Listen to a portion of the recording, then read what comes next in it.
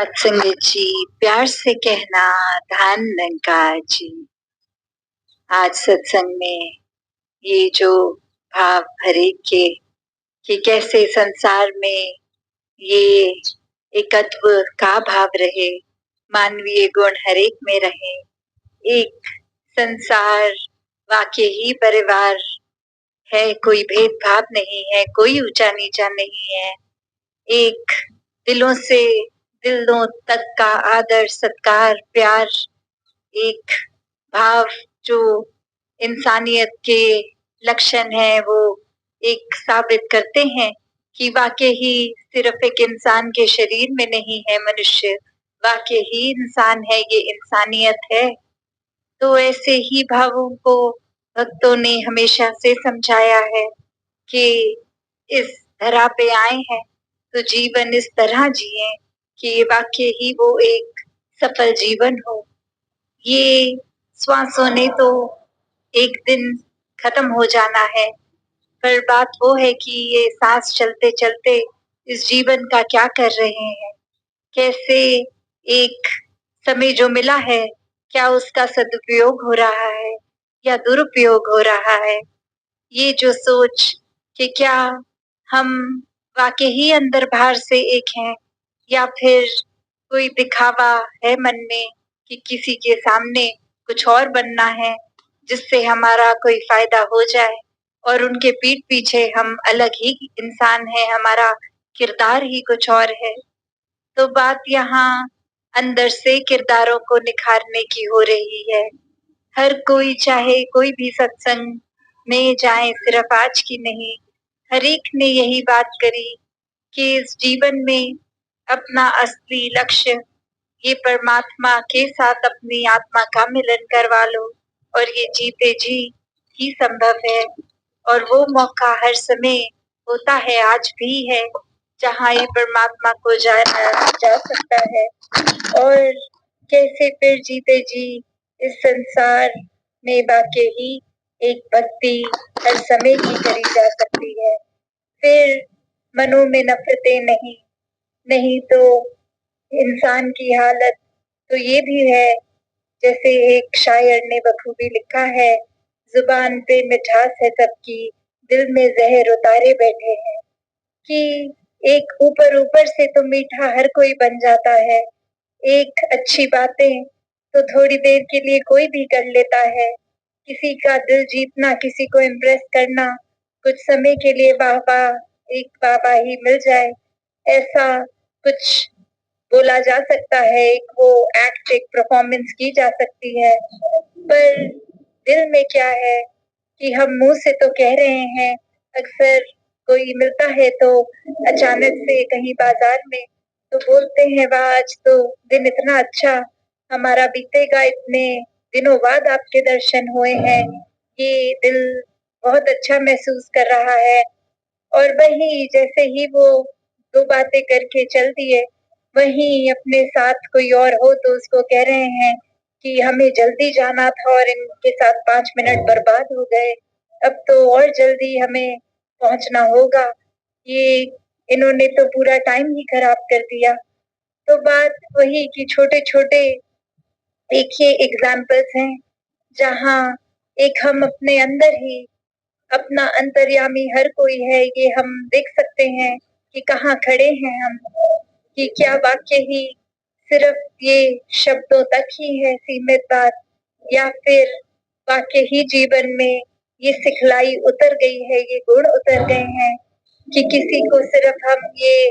सिर्फ बात ही नहीं बोलें कि गुरसिक नू जद गुरसिक मिलता है वेख के चाचर जान देने, कि किसी संत को देखकर दिल बहुत ही खुश हो जाता है क्योंकि ये संत भी इसी परमात्मा की बात करता है, इसी परमात्मा के साथ जोड़ता है ये सत्संग में भी। और अगर वैसे भी कोई संत मिले तो सीधा निराकार दातार की ही याद आती है। तो क्या ये वाकई ही हम महसूस कर रहे हैं या एक किसी को देखते ही उनकी ये जजमेंट्स उनके लिए दिमाग में घूम रही हैं कि ये इंसान तो ऐसे हैं, ये तो ऐसा करते हैं, ऐसा बोलते हैं, इनके शब्द इनके जीवन से नहीं उतरते, हमें ये पसंद नहीं है, और मुंह पे उनको वैसा ही आदर सत्कार दे रहे हैं, और पीठ पीछे उनकी ये मन इज्जत नहीं कर रहा, तो हम खुद ही देख लें हम कहाँ खड़े हैं, कि ये सिर्फ बात तक ही न रह जाए कि ये संत मिले हैं तो एक भरपूर खुशी हुई है, वो वाकई ही खुशी मिले, एक ऐसा हमारी अवस्था को होना है। ये एक भाव अगर हम किसी इंसान को उसके किरदार में उसके अवगुणों को देखकर ही सोचे बैठे हैं, तो इंसान का चेहरा आते ही वो सारी कमियां, वो सारे गलत भाव ही आएंगे। फिर वो भी फर्क नहीं पड़ेगा कि ये महापुरुष हैं, ये निराकार को जानते हैं नहीं जानते, बस वो इंसान आते ही अपनी नजर उनसे चुराएंगे, या फिर दो बातें करेंगे भी तो वो एक रूप, अंदर मन का कुछ और होगा, बाहर कुछ और। तो संतों ने तो हमेशा एक रस रहना सिखाया है, एक ही तरह का जीवन जीना सिखाया है, कभी भी ये चतुर चालाकियां नहीं सिखाई, सिर्फ और सिर्फ ऐसे ही सिखाया कि वाकई ही दिल हर समय किसी को देखकर प्रसन्नता महसूस करे, किसी की कमियां ना देखे, अगर कोई कमी सामने आई भी है तो उसको उछाले नहीं, एक उनको जताए नहीं, अगर कोई वाकई ही शुभ चिंता, एक शुभ चिंतक बन के उन तक ये एहसास उस तरह करवाया जाए कि आप में बहुत गुण है, बस ये आपकी बात कुछ ऐसी थी जो आप अगर बदल ले तो आपकी भी भलाई हो जाएगी, और आसपास जो एक हम सुन रहे हैं कुछ आपने वचन ऐसे बोल दिए, ये हमारे भी कानों से हमारे दिल तक नहीं चुभेंगे। तो एक तरीका कि किस तरह मन वाकई ही चाहता है किसी और की बेहतरी होए, इम्प्रूवमेंट होए, तो वो एक मन तरीका अपनी बात कन्वे करने का, बात अगले तक समझाने का भी एक सही तरीका ढूंढ लेता है। फिर दूसरे को भी एक चुभन देकर बात नहीं समझाई जाती कि आपने हमें चुभन दी तो हम भी पलट के आपको चुभन देंगे, तो आपको समझ आएगा कि चुभन एक महसूस करना क्या होता है। नहीं, संतों ने तो अपने आप को इतना निस्वार्थ बना रखा होता है हर समय कि दूसरे का किरदार कैसा भी हो उसके चरणों में बिछ जाते हैं कि आप एक महान इंसान हैं, आपके अंदर बहुत अच्छाइयां हैं, एक ऐसा मन का भाव रखते हैं, ना कि एक पिन पॉइंट करते मन में नफरत के भाव बनाते हैं। अक्सर ये नफरतों से दिलों में दूरियां ही इतनी हो जाती हैं कि चाहे एक घर परिवार में एक छोटे से दायरे में ही हो, तो भी एक कमरे में परिवार का कोई एक इंसान और दूसरे में और ये आपस में ही एक बात नहीं कर पा रहे, परिवार के कोई तीसरे इंसान को कोई मैसेज दे रहे हैं कि जाके उनको ऐसा बोल दीजिए कि ये एक डायरेक्ट हम बात नहीं कर रहे हैं, ये मनों में मनमुटाव आ गए हैं। तो एक बात वो नहीं कि कहाँ हम ये संसार के हित की बात करते हैं, कहाँ एक पूरे संसार की सेवा की बात करते हैं, और वहीं कहाँ एक घर में ही ये रूप ऐसा कि बिल्कुल 2 कदम दूर दूसरा कमरा और वहां तक नहीं जाया जा रहा। ये मन में अहंकार, ये खुद को सही साबित करने की कोशिश इतनी कि दूसरे को उस समय समझा भी नहीं जा रहा, बस हम ठीक हैं ये बात को पकड़ के, और हो सकता है ठीक हो भी दूसरे का पॉइंट, हो सकता है उस बात के लिए ठीक ना भी हो, तो भी ये बातचीत बंद कर देना तो कोई सोल्यूशन नहीं है। वो कहीं ना कहीं जाकर चाहे थोड़ी देर के लिए ही कि दूसरे की बात समझी और उसको समझाया भी जाए, एक सामने किस तरह जाना है उस समय के लिए अपना अहंकार, अपनी ईगो को भी भूलकर बस यही कहना है कि ठीक है, हो सकता है आप ठीक हो सकता है मैं ठीक हूँ, पर अब ये बातचीत ना करना तो कोई सोल्यूशन नहीं है। कैसे एक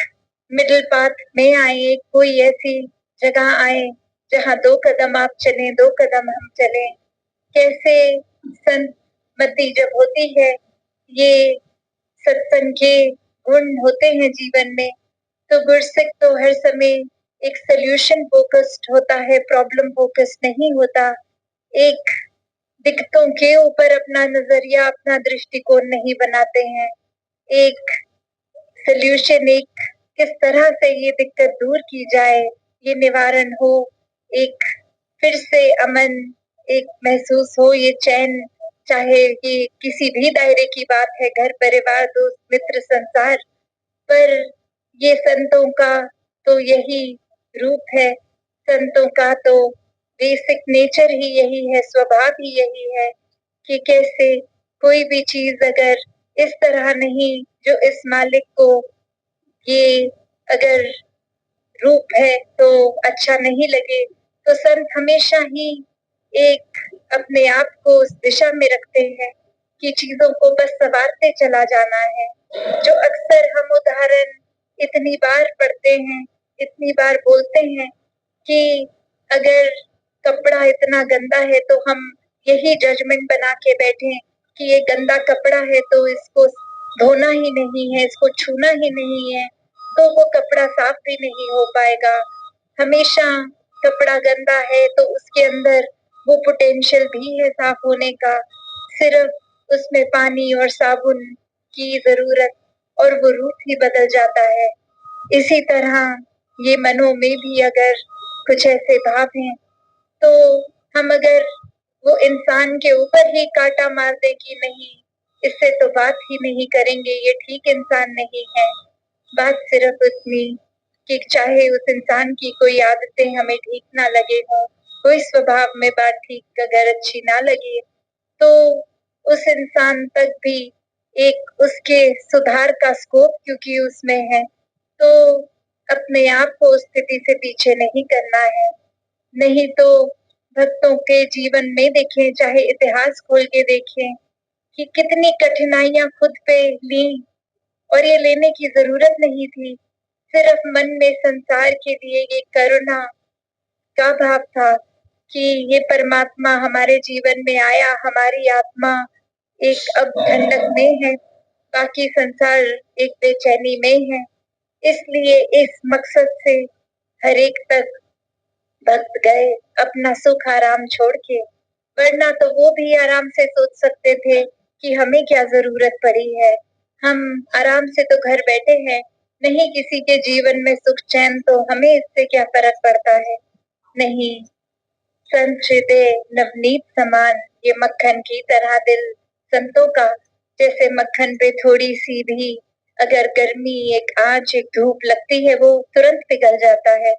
वो फिर एक सॉलिड रूप नहीं रहता उसका, वो एक पिघल के लिक्विड बन जाता है। तो वही बात है कि संतों का दिल भी फिर ऐसा ही है। संतों ने भी अपने दिल में हर एक के लिए उनके उद्धार के भाव रखे हैं कि हर कोई प्रोग्रेस करे, हर कोई सफल हो। किसी की भी कोई कठिनाई बेचैनी है तो हम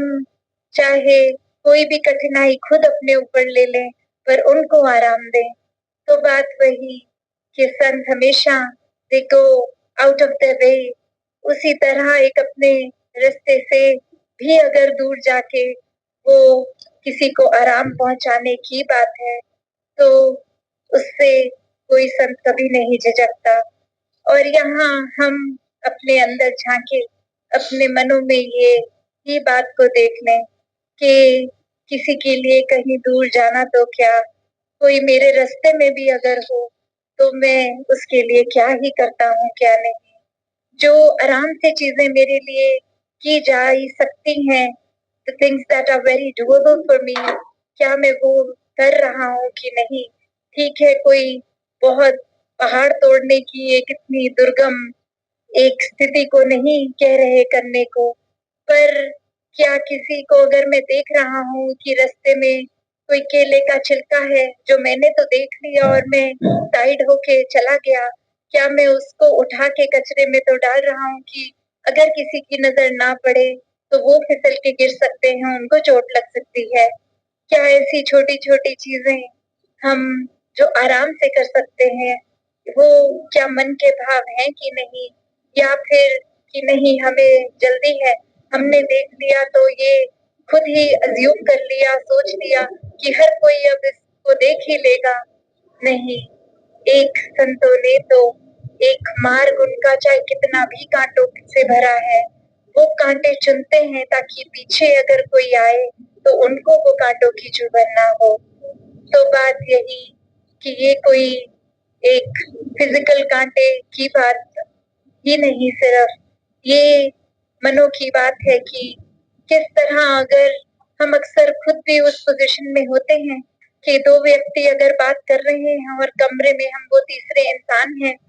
और दिख रहा है साफ कि एक का पॉइंट ऑफ व्यू, एक का नजरिया दूसरे से मेल नहीं कर रहा, तो वहां हमारा क्या योगदान है? क्या हम उस एक जो चिंगारी सी महसूस हो रही है दोनों के बीच में, वो उस आग में तेल डालने का काम कर रहे हैं या वो आग बुझा रहे हैं हम क्या बीच में वो अगर दोनों ही गुस्से में हो रहे हैं, उनको शांत करके एक न्यूट्रल नजरिया रख दें कि आप दोनों ठीक कह रहे हैं पर 2 मिनट 1 सेकंड पानी पी लीजिए, एक ठंडे हो जाएं, फिर ये कॉन्वर्सेशन को कंटिन्यू करते हैं और उसी के दौरान खुद हम वो बात को उस तरह नेविगेट कर दें कि दोनों को एक दूसरे का पॉइंट ऑफ व्यू समझा दें कि इनका कहने का भाव ये नहीं था, चाहे शब्द इन्होंने जरूर ये इस्तेमाल कर दिया पर ये कहना ये चाह रहे थे। तो बात यही कि जहाँ पे भी हम जिस तरह भी एक योगदान दे सकें, एक चीजों को बेहतर कर सके, और अक्सर यही होता है क्योंकि हम अपने ही एक आज भी जैसे सत्संग में वो जिक्र हो रहा था कि ये गलत फहमियों की बात आती है, ये नियत तो ठीक ही है और दोनों तरफ ठीक है, बस ये अगर गलत फहमी है तो वो अगर हम उस पोजीशन में हैं जहाँ किसी के लिए वो कंट्रीब्यूट खुद से करके कोई न्योता नहीं देगा हमें कि आए और ठीक कर दें,